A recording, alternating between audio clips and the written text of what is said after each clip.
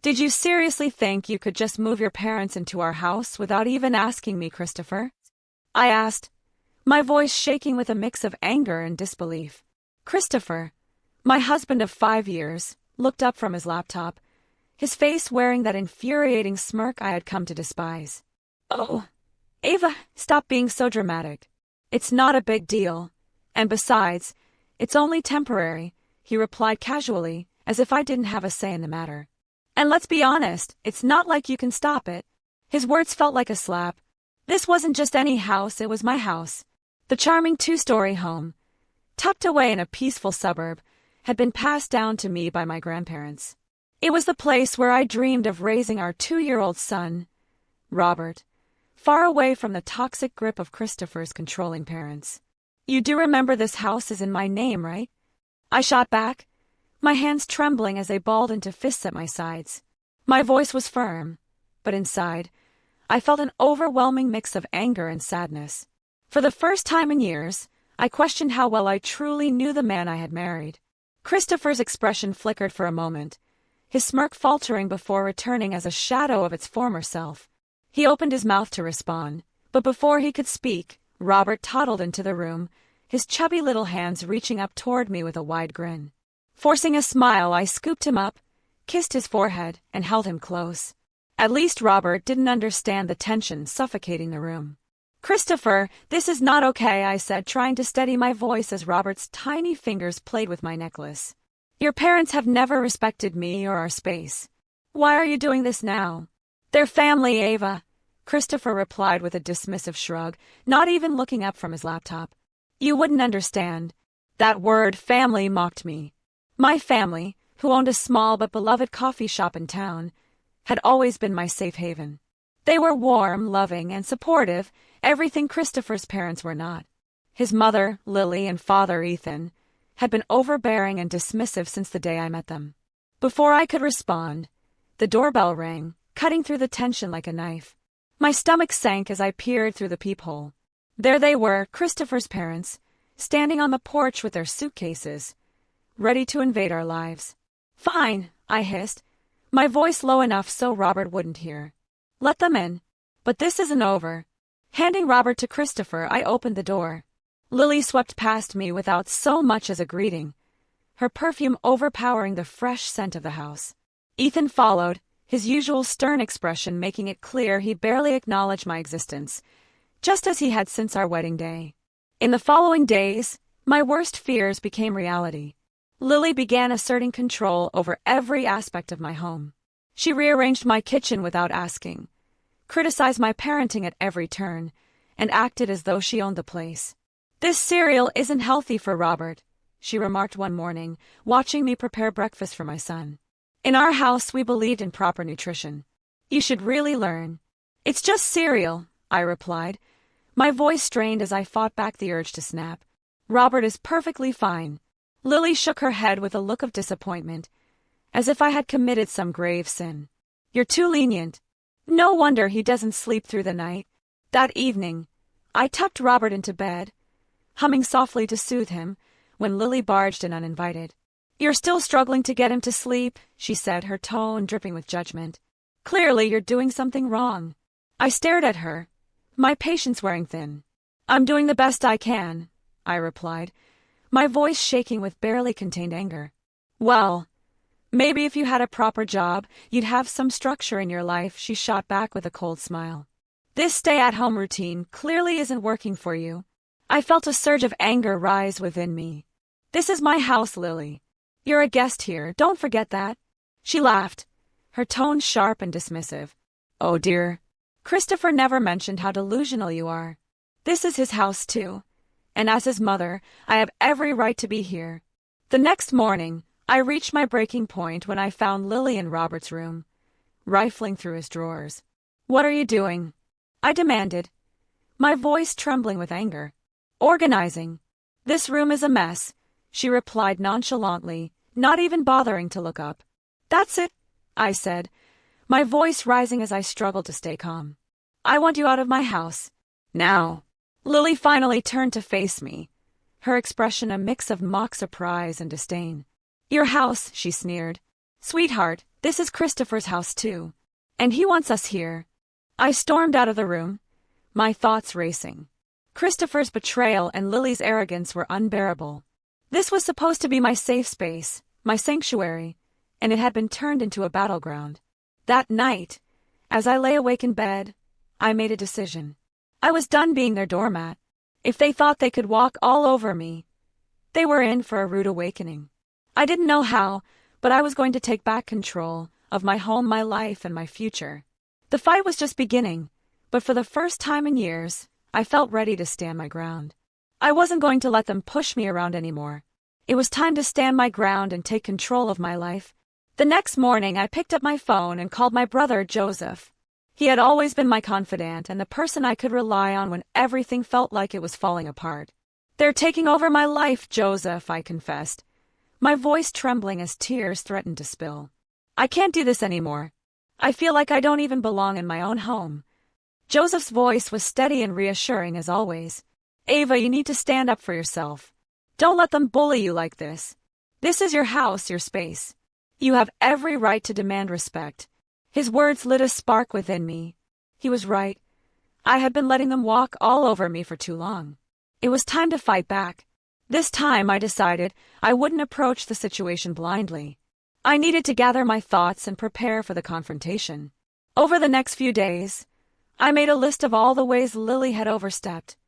The constant criticisms, her intrusion into Robert's routines, her dismissive comments about my parenting, and even her rearranging my kitchen without asking. With each item I added, my determination grew. Finally, the day of the confrontation arrived. I waited until Lily and Christopher were sitting in the living room, chatting as if nothing was wrong. My heart raced, but I forced myself to stay calm as I stepped into the room. "We need to talk now," I said firmly, my voice steady despite the storm brewing inside me. Christopher looked up from his phone, surprised by my tone. "What's this about, Ava?" I took a deep breath. "It's about your parents, Christopher. Their constant interference, their complete disregard for my boundaries. It has to stop. Today." Lily let out a loud scoff, crossing her arms. "This is ridiculous. We're just trying to help." "Help!" I shot back, my voice rising. "You're not helping. You're undermining me at every turn, treating me like a stranger in my own home. This is supposed to be a place of peace for my son and me, but you've turned it into a battleground." Christopher shifted uncomfortably on the couch, clearly not expecting me to confront him like this. "Ava, they're my parents. We can't just ask them to leave." I locked eyes with him, my tone unwavering. "No, Christopher. They're guests in my home, and they've overstayed their welcome. Either they leave or I do. And I'm taking Robert with me." The room went silent, my ultimatum hanging heavy in the air. Christopher's face paled as he realized I wasn't bluffing. Lily, however, was less convinced. "You wouldn't dare," she hissed, her usual haughty expression cracking. I met her gaze without flinching. "Watch me." That night, Lily and Ethan packed their bags. As they walked out the door, Lily turned to give me one last venomous glare. "You'll regret this, Ava." But as the door closed behind them, I felt a weight lift off my shoulders. For the first time in weeks, I could breathe. The house was mine again, and I wasn't going to let anyone take that from me. The following days were surprisingly quiet. Christopher, however, became distant, his interactions with me cold and minimal. It was as if he blamed me for the entire ordeal, even though his parents had been the problem. Still, I found comfort in the peace of my reclaimed home and the sound of Robert's laughter as he played freely again. One evening, as I was tidying up while Robert stacked his building blocks, Christopher spoke up unexpectedly. "I've got a business trip coming up. I'll be gone for a few weeks." His tone was flat, almost indifferent. I could tell our strained relationship had taken a back seat to his career. "Fine," I replied curtly, barely able to hide my relief at the prospect of his absence. After Christopher left, the house felt different. It felt lighter, freer. I began undoing all the changes Lily had made, restoring my home to the way I loved it. Each small victory felt like a step toward reclaiming not just my space but my confidence and independence as well. But then, something happened that I hadn't anticipated. While cleaning one evening, I noticed Christopher's laptop sitting open on the kitchen counter. At first, I hesitated, but curiosity got the better of me. As I glanced at the screen, I froze. There, in plain sight, were emails that revealed an affair. Christopher had been unfaithful, and it wasn't just a one-time mistake. It had been going on for months. I stared at the screen, my heart pounding. Anger, hurt, and betrayal swept over me in waves.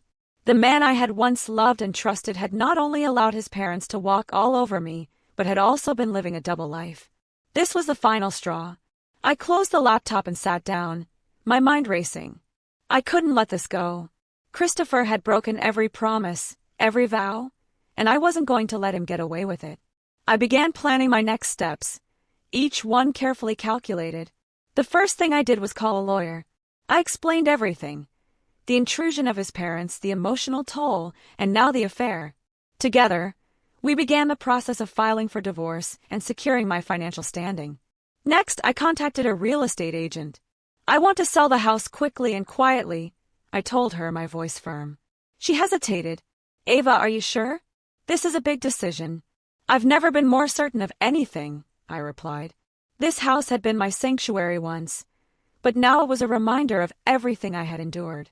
I needed a fresh start, somewhere Robert and I could build a life free from Christopher's betrayal and his family's toxicity.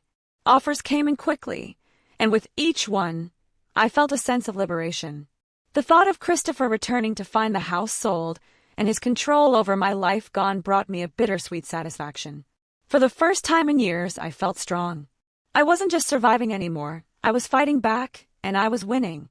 After Christopher left, I turned to the one place I knew I could find solace, my family. Reconnecting with them felt like a lifeline in a storm. My parents were appalled when they learned the full extent of Christopher's actions. Their unwavering support gave me the strength I desperately needed.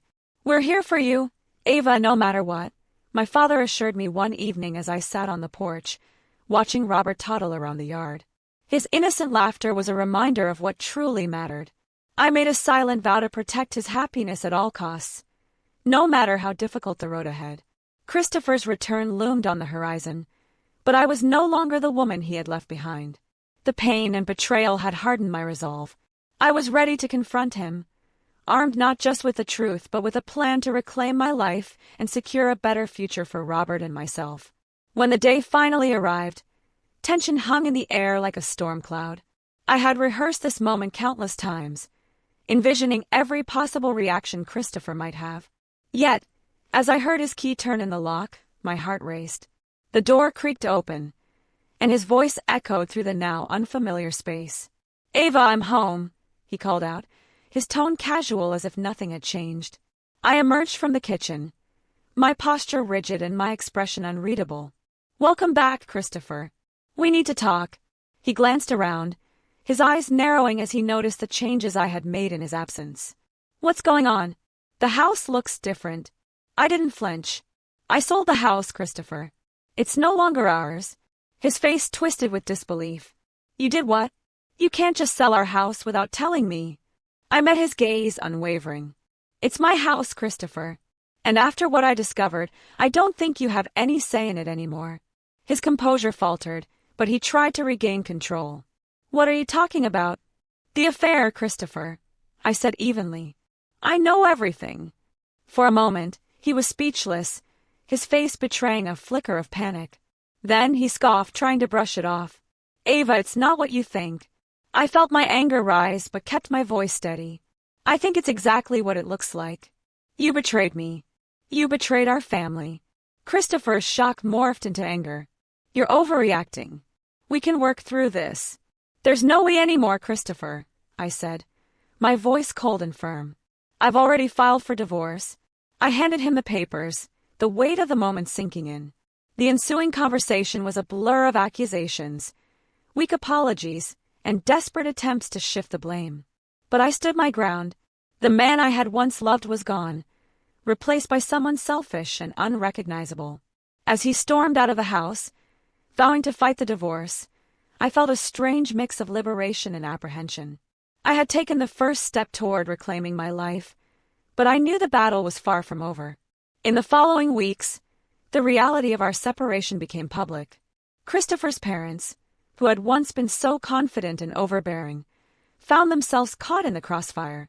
They tried to contact me, but I refused to engage. I had severed all ties with them, focusing solely on Robert and the legal proceedings. The day of the court hearing arrived with a heaviness that was hard to shake. Christopher sat across the courtroom, looking defeated, the weight of his actions finally dawning on him. As the judge granted the divorce and awarded me custody of Robert, a sense of justice washed over me. Christopher tried to plead for reconciliation after the hearing, but his words meant nothing to me. "You made your choice, Christopher. Now live with it," I said, turning away from him for the last time. The fallout from our divorce and the revelation of Christopher's affair rippled through his life. His reputation suffered, and the social circles his family once thrived in turned cold. Lily and Ethan, once so proud and judgmental, found themselves shunned by those who had once respected them. As I walked out of the courthouse holding Robert's tiny hand, I felt a weight lift off my shoulders. This wasn't just an ending, it was a new beginning. A fresh start for me and my son, free from deceit and manipulation. The future was uncertain, but it was ours to shape. Life after the divorce felt like stepping into the light after years in a dark tunnel. The house, now sold, was no longer a tether to painful memories. My focus shifted to rebuilding our lives and managing the coffee shop my family had nurtured for years. It became more than just a business. It was my sanctuary and a source of pride. Still, the shadow of Christopher lingered. One evening, as I was closing the shop, I heard a familiar voice. I turned to see Christopher standing there, looking disheveled and desperate, a stark contrast to the composed man I had once known. "Ava, please. I need to talk to you," he said, his eyes searching mine for a trace of the compassion I used to show him. I hesitated, conflicted by the sight of him. "What do you want, Christopher?" I asked, my tone guarded. "It's about the alimony and child support," he began, his voice tinged with embarrassment. I can't afford it. My job." I held up a hand, cutting him off. "Stop right there, Christopher. Your choices led you here. Robert and I won't suffer because of your mistakes."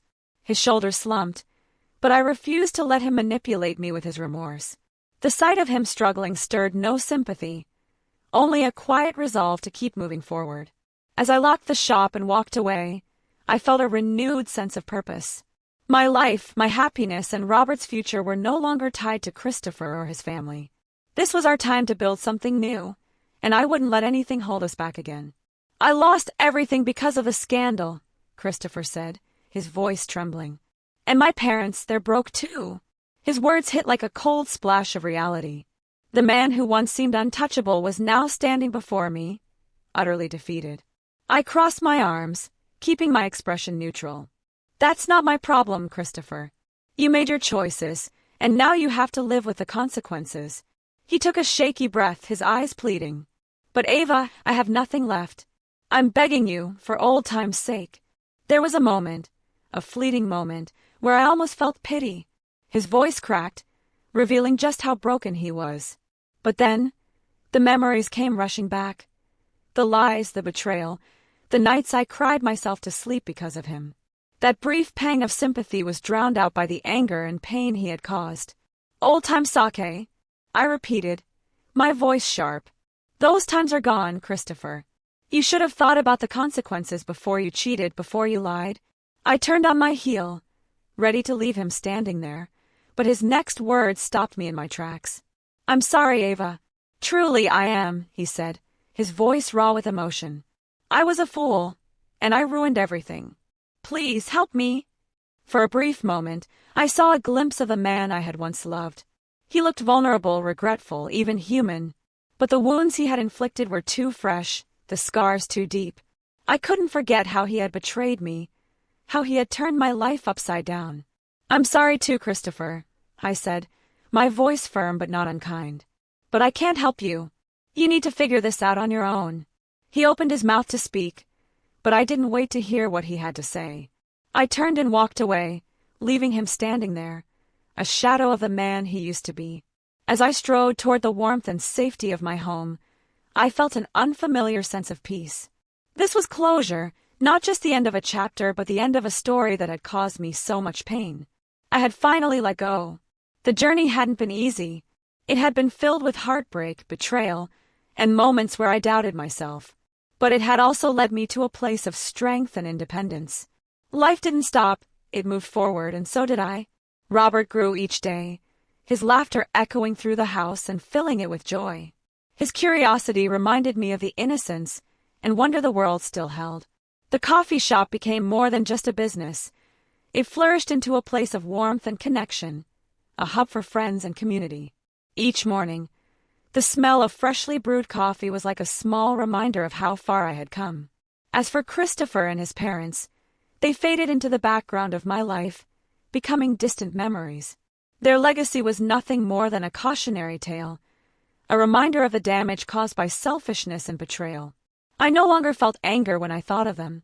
Instead, I felt gratitude for the lessons they had taught me, the importance of resilience, the strength to stand up for myself, and the courage to move forward. One evening, as I locked up the shop after a busy day, I looked up at the sky.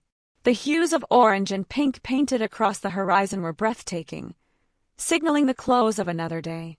Robert reached for my hand, his tiny fingers wrapping around mine, and I smiled. "Ready to go home, buddy?" I asked, and he nodded with a grin. Our future wasn't perfect, and it wasn't entirely clear, but it was bright. With each step we took, I felt more confident in the path we were forging. It was a new chapter, a life built on strength, love, and the promise of brighter days ahead. As Robert and I walked home hand in hand, I knew one thing for certain. We were moving forward, and nothing would hold us back.